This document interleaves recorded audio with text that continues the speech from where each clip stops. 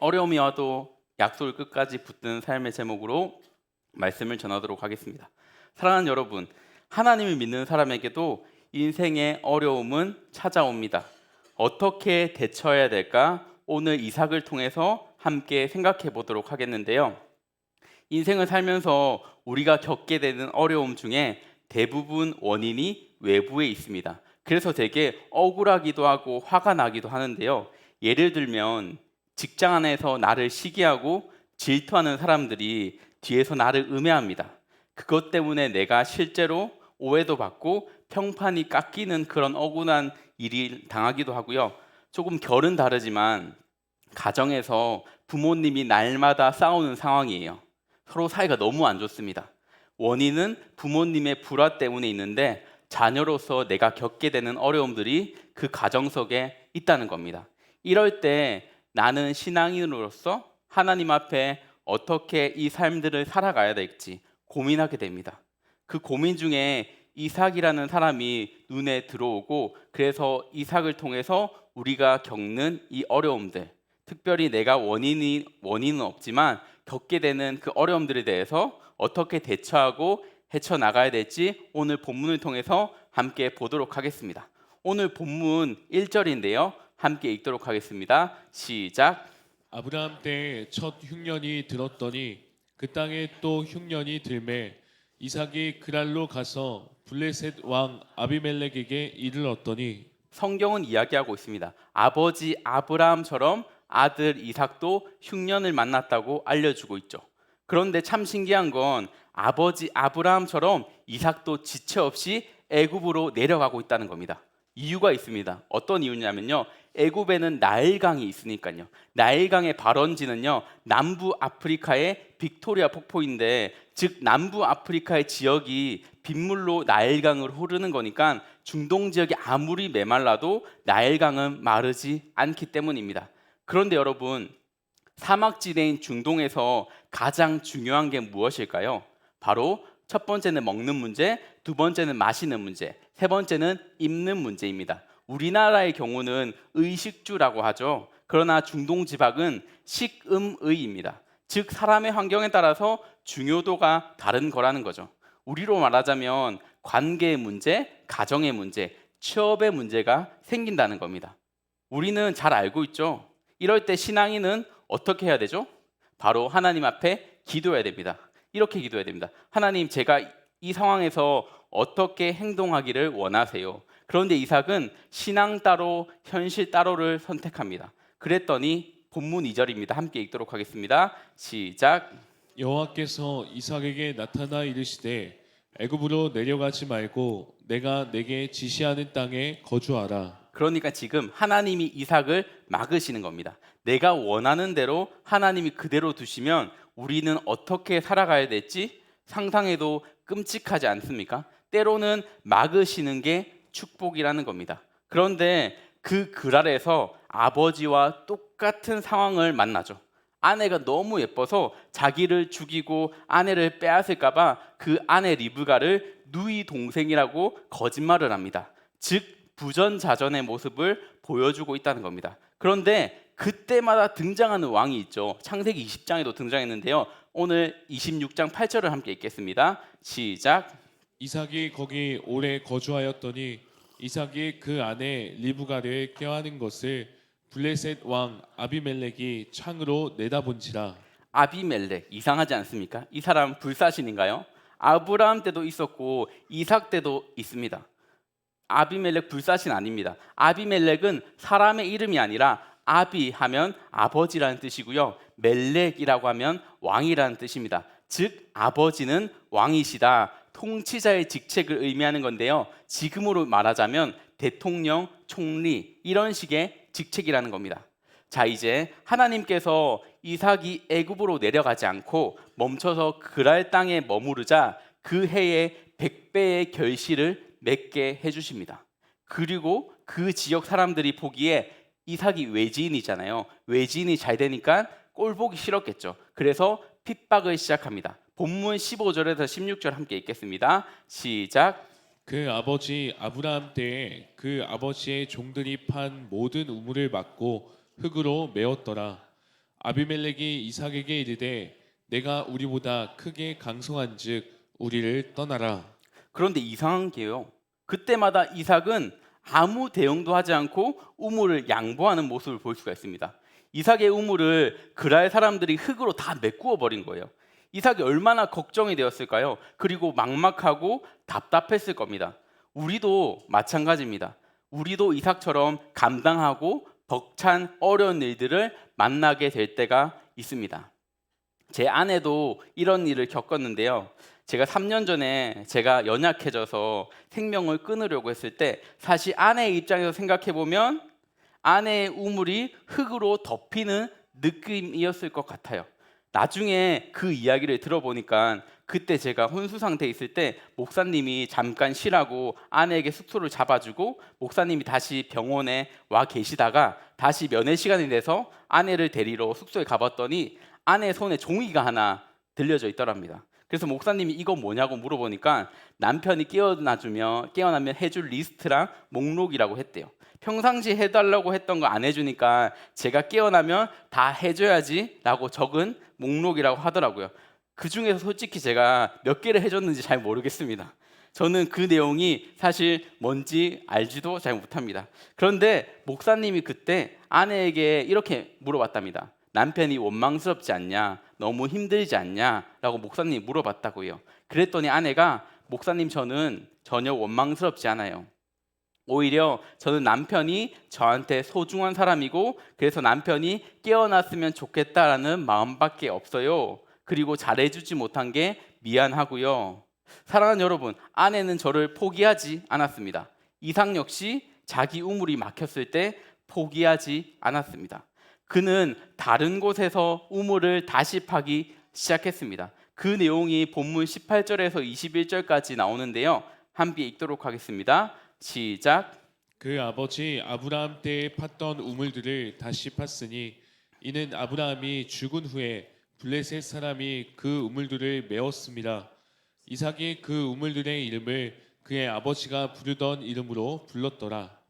이삭의 종들이 골짜기를 파서 샘 근원을 얻었더니 그날 목자들이 이삭의 목자와 다투어 이르되 이 물은 우리의 것이라 하매 이삭이 그 다툼으로 말미암아 그 우물 이름을 에색이라 하였으며 또 다른 우물을 팠더니 그들이 또 다툼으로 그 이름을 신나라 하였으며. 아멘. 하나님께서 이삭이 또 다른 우물을 팔 때마다 개입하셨던 것을 볼 수가 있습니다. 물을 얻게 하신 것입니다. 제가 조사해 봤는데 그 당시 우물을 파도 대부분 실패했다고 합니다. 그런데 이삭은 우물을 파는 족족 물을 얻은 거예요. 심지어 19절에 나오는 이삭의 종들이 골짜기를 파서 샘 근원을 얻었으니 여기서 샘 근원이라는 것은 가뭄에도 마르지 않는 우물이라는 뜻입니다. 우물도요 급이 있습니다. 그러니까 가뭄이 오면 같이 마르는 우물이 있고요. 가뭄이 와도 마르지 않는 우물이 있다는 겁니다. 즉 이 우물은 다른 우물보다 몇천 배 자산 가치가 있는 우물이라는 겁니다. 그런데 이삭은 이것마저 양보하는 모습을 볼 수 있습니다. 그리고 또 이동해서 우물 파고 또 이동해서 우물 팠던 모습을 볼 수 있습니다. 그러다가 22절입니다. 함께 읽겠습니다. 시작. 이삭이 거기서 옮겨 다른 우물을 팠더니 그들이 다투지 아니하였으므로 그 이름을 르호봇이라 하여 이르되 이제는 여호와께서 우리를 위하여 넓게 하셨으니 이 땅에서 우리가 번성하리로다 하였더라. 아멘. 르호봇 이 뜻이 뭐냐면요. 분쟁이 끝남이라는 뜻입니다. 이 얘기가 무슨 뜻이냐면 블레셋 사람들이 이삭을 자꾸 쫓아내고 쫓아내다가 여러분 쫓아낼 때 사실 좋은 곳으로 쫓아낼까요? 아니면 나쁜 곳으로 쫓아낼까요? 맞아요. 나쁜 곳으로 쫓아냅니다. 그 지역 사람들이 아무리 봐도 에이 저런 곳은 최악의 장소야. 저런 곳에서 우물 파도 절대 물이 안 나와 라고 하는 곳에 이삭을 쫓아낸 겁니다. 그런데 거기서 이삭이 우물을 팠는데 물이 나온 겁니다. 블레셋 사람들은 이런 생각을 했을 거예요. 이상하다. 이삭에게 뭔가 있나? 더 이상 이삭을 건드리지 않았던 겁니다. 이 이야기의 결과는 여러분 잠시 뒤에 다시 하도록 하겠고요. 이삭의 행동이 조금 답답하게 느껴지지 않으십니까? 왜 계속 양보하고 그렇게 했을지. 이삭 바보 아닙니까? 그런데 이런 생각을 한번 해보셔야 돼요. 왜 이삭이 이렇게 행동을 하는 걸까? 이삭이 이런 태도를 갖게 되는 근거는 무엇일까? 이삭이 아브라함을 통해 들었던 하나님, 자신이 모리아 산에서 죽기 직전 양을 준비하신 하나님, 흉년의 때에 그랄에서 백배나 거두게 하신 그 하나님을 경험했던 그 사람이 바로 이삭입니다. 그러면 이삭은 현실보다 하나님이 크시다는 것을 배웠던 겁니다. 24절입니다. 함께 읽겠습니다. 시작. 그 밤에 여호와께서 그에게 나타나 이르시되 나는 내 아버지 아브라함의 하나님이니 두려워하지 말라. 내 종 아브라함을 위하여 내가 너와 함께 있어 내게 복을 주어 내 자손이 번성하게 하리라 하신지라. 아멘. 사랑하는 여러분, 하나님은 약속하신 건 지키시는 분이십니다. 아무리 현실이 거대해도 말입니다. 미국의 흑인 인권 운동가였던 마틴 루터킹 목사님에 대해서 들어보셨을 겁니다. 당시 1960년대만 해도 모든 식당 문에는 개와 흑인 출입 금지라고 표시가 되어 있습니다. 그리고 버스 안에는 앞칸에는 백인 칸, 뒷칸에는 흑인 칸으로 구분되어 있었고요. 미시시피의 한 대학에서는 어떤 흑인이 대학 강사 지원을 했다가 정신병원에 수감되기도 했답니다. 이유가 뭔지 아십니까? 흑인이면서 강사 지원을 했다는 것은 정신 이상자일 거다라고 생각했기 때문이죠. 이런 상황에서 흑인 차별 철폐 운동을 시작했으니 얼마나 많은 불이익을 당했을까요? 이삭 이상의 어려움을 당했을 것입니다. 한 번은 그 마틴 루터킹 목사님이 제한 속도 60km 도로를 64km로 달렸다고 현장에서 체포되었답니다. 그리고 바로 감옥으로 가기도 했고, 그리고 죽여버리겠다고 수없는 협박 전화를 받았다고 합니다. 한날은 너무 힘들어가지고 주방에 앉아서 하나님께 이렇게 토로했대요. 하나님, 저 이제 못하겠어요. 그런데 갑자기 이런 생각이 번쩍 들더랍니다. 신앙이 현실이 되어야 한다. 믿는 것이 삶으로 되어야 나타나야 한다. 그러면서 기도가 터져 나오더랍니다. 하나님, 제가 비록 이 일을 하기에 약하고 감당하기 힘들고 어렵지만 이 믿음이 현실이 되게 도와주세요. 그때 하나님이 그에게 이런 음성으로 말했답니다. 이 의를 위하여 일어나라. 두려워하지 말라. 내가 어디로 가든지 함께 하리라. 그 마틴 루터킹 목사님의 용기의 비결은 나와 함께 하시겠다고 약속하신 하나님을 믿는 믿음에 있었던 겁니다. 사실 여러분, 똑같이 대응하기보다 하나님을 신뢰하며 묵묵히 그 우물을 팠던 그 이삭을 지켜보면서 그랄의 주인 아비멜렉의 태도가 바뀌었던 것을 볼 수가 있습니다. 본문 26절에서 28절인데요. 함께 읽도록 하겠습니다. 시작. 아비멜렉이 그 친구 아우삿과 군대 장관 비골과 더불어 그랄에서부터 이삭에게로 온지라. 이삭이 그들에게 이르되 너희가 나를 미워하여 나에게 너희를 떠나게 하였거늘 어찌하여 내게 왔느냐. 그들이 이르되 여호와께서 너와 함께 계심을 우리가 분명히 보았으므로 우리의 사이 곧 우리와 너 사이에 맹세하여 너와 계약을 맺으리라 말하였노라. 아멘. 여러분, 이게 신앙인이 신앙인에게 한 고백이 아닙니다. 불신자가 신앙인에게 한 고백이란 겁니다. 사랑하는 여러분, 아무리 세상이 성도의 길을 막는다 하더라도 하나님이 은혜 주시기로 결정한 사람은요, 걸림돌이 변하여 디딤돌이 된다는 사실을 기억하셨으면 좋겠습니다. 그렇기 때문에 우리는 좌절하거나 낭망하는 것을 택하기보다는 하나님을 의지하는 쪽을 택해야 됩니다. 한편 아비멜렉은 두려웠을 겁니다. 왜요? 이삭하고는 하나님이 함께하고 계시기 때문입니다. 생각해 보십시오. 아비멜렉이 보기에 이삭은 당황스러운 인물이에요. 자기가 경험한 세상과 세상 사람들은 하나 뺏으면 두 개로 복수하는데 쟤는 왜 하나 뺏으면 양보하고 또 뺏으면 양보할까? 뭔가 믿는 구석이 있는 거 아니야? 슬슬 겁이 났던 것입니다. 여러분, 여리고성이 왜 무너졌는지 아십니까? 1년 중에 딱 한 번 요단강이 범람할 때 그 수위 높은 바다를 가르고 자기들 성 앞에 200만의 이스라엘 백성들이 진격해 들어옵니다. 그리고 이제 여리고성 사람들이 이제 싸우나 싶었는데 갑자기 할례라는 걸 하고는 남자들은 텐트에 들어가서 며칠씩 안 나와요. 여리고성 사람들은 이런 생각을 했을 겁니다. 에이, 먼저 쳐버릴까? 먼저 쳐서 이스라엘 백성들을 몰살시켜버릴까? 그런데 이 사람들 생각했을 거예요. 뭔가 있는 것 같은 거예요. 함정일지도 몰라, 이렇게 생각한 겁니다. 그런데 갑자기 하루에 한 번씩 200만 명이 공격은 안 하고 자기 성을 한 바퀴 삥 돌아가요. 그리고 그 다음에도 돌고 마지막 7째 되는 날은 7바퀴를 도는 겁니다. 이게 완전 돌아버릴 일인 겁니다. 얼마나 무서웠겠습니까? 이미 전쟁은 끝이 났던 겁니다. 이삭도 그랬습니다. 오늘 본문 28절인데요. 함께 읽도록 하겠습니다. 시작. 여호와께서 너와 함께 계심을 우리가 분명히 보았으므로. 사랑하는 여러분, 이삭이 승리를 할 수 있었던 이유는요, 이삭의 성실함과 포기하지 않음도 있지만 결국에는 하나님이 그곳에 개입하셨기 때문이라는 겁니다. 그리고 이삭을 괴롭혔던 사람들이 하나님이 그와 함께 계심을 보았습니다.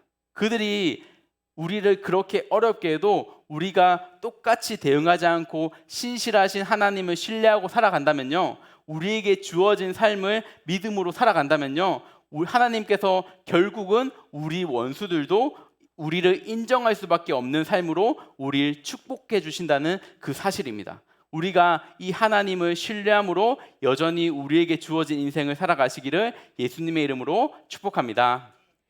네, 말씀을 맺도록 하겠습니다. 저는 앞에서 이야기한 대로 저의 삶이 너무 힘들게 느껴져서 저의 생명까지도 멈추고 싶었을 때가 있었습니다. 그리스도인으로서는 정말 하면 안 되는 행동이었는데요. 그때 저의 상황은 최악이었던 상황이었습니다. 겉으로 보기에는 멀쩡해 보였지만 정말 제 속은 정말 골마 있었습니다. 지금 생각해 보면 왜 그런 생각을 했는지 이해가 되지 않습니다.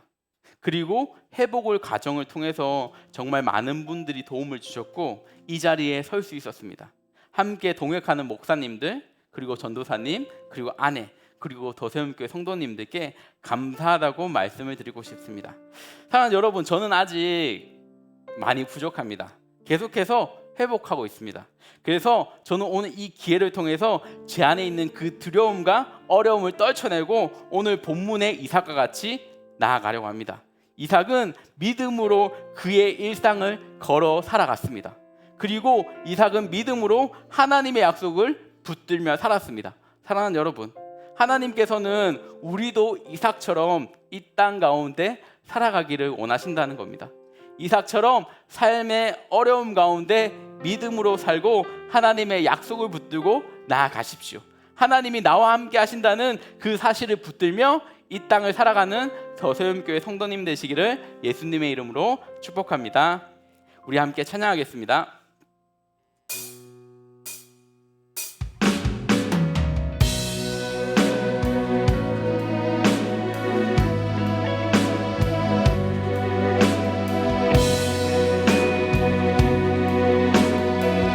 의지했던 모든 것